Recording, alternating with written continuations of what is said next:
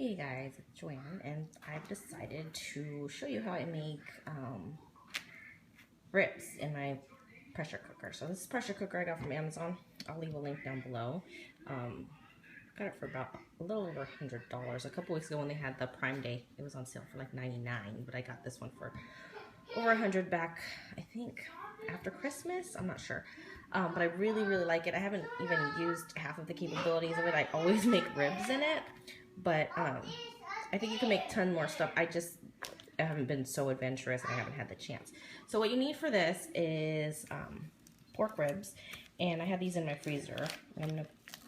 And they come in a huge slab, like I think 2 slabs from Costco. So I split them and then I freeze them in different size portions, just depending on our need. And then you need apple juice or apple cider, and I use apple juice because it's what we have on hand for the kids.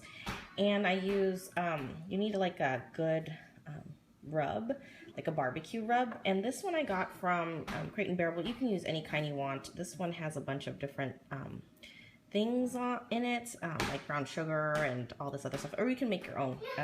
I'm not that adventurous. So this one I found at Crate & Barrel. It was, oh man, somebody must have blacked it out. I'm not even sure why, but I really like it. It tastes really good. And then you need a barbecue sauce, and we like Sweet Baby Ray's. This is the best one that we enjoy. And if you haven't had it, you should try it because this is pretty good. It's not spicy at all, and the kids really like it because it's sweet.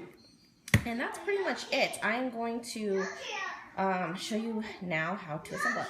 So I have the ribs out of my package. I have my rib rub that I dumped into this little ramekin from Pampered Chef. And then what you want to do is just kind of rub I wear gloves because I hate touching raw meat. You just rub the rib rub all over your meat. And I just pretty much am using the rest of that container of Carolina dirt that I showed you a little earlier. If you guys like these cooking videos, let me know. I'm not a adventurous chef, and I don't like make my own, I don't develop my own recipes or anything, but I do try out a lot of recipes, and I know what works for our family.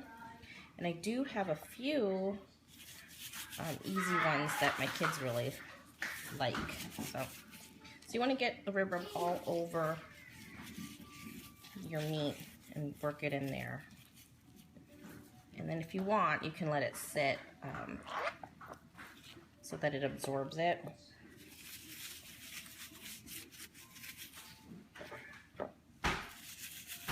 And you could probably put this in the slow cooker, but my husband's always saying that when you put things in the slow cooker, the texture of the meat, they all turn out the same. And if you have too many slow cooker meals in a week, it gets a little monotonous, I think, for him. And we all like different kinds of food. That's kind of a problem. I feel like I'm a short order cook a lot of the times. So you just kind of work it in there.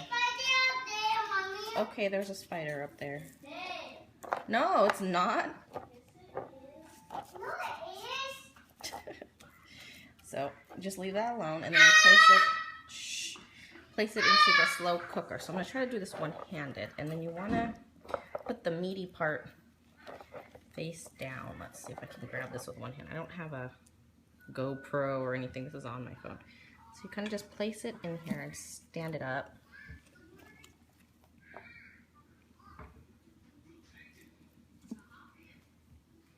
You place it and then you just dump the apple juice inside. And what this does, I think, like I said, I'm not a professional cook or anything, it's just the cooking liquid that it'll like steam the meat, so it'll give it a nice hint of like apples. So with this pressure cooker, I make sure that the top is at seal, and then I place it on and I take a beep, and then I hit meat.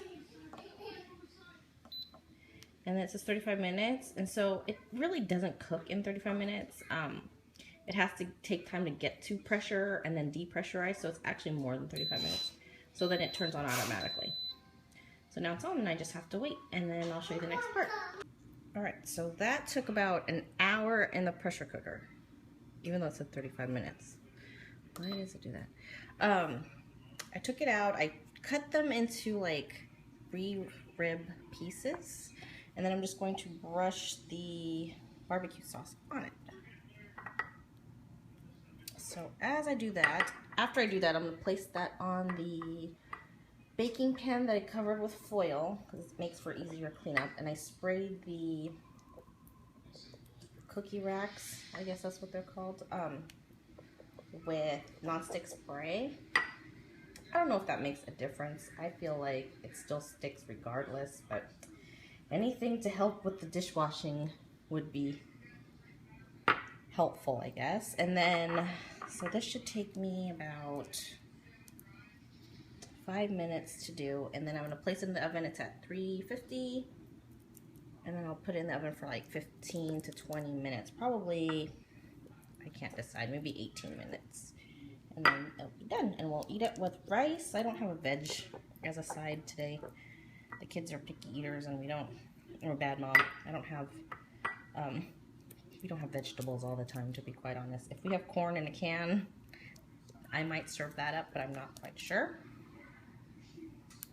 And then I'm gonna flip these over and brush the back, and then put them in the oven. All right, so the ribs are done. They were in the oven for about maybe 16 minutes. Super tender. Let's see if I can get a knife. Let's see if we can cut. Let's see, I'm not left-handed, so it's super tender, super juicy.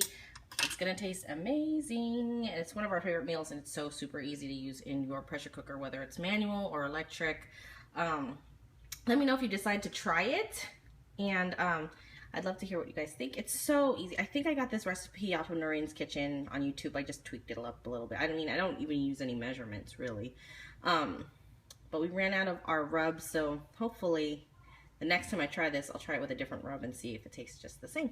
So hope you guys like it. This is what we're having for dinner. Enjoy. Thanks. Bye.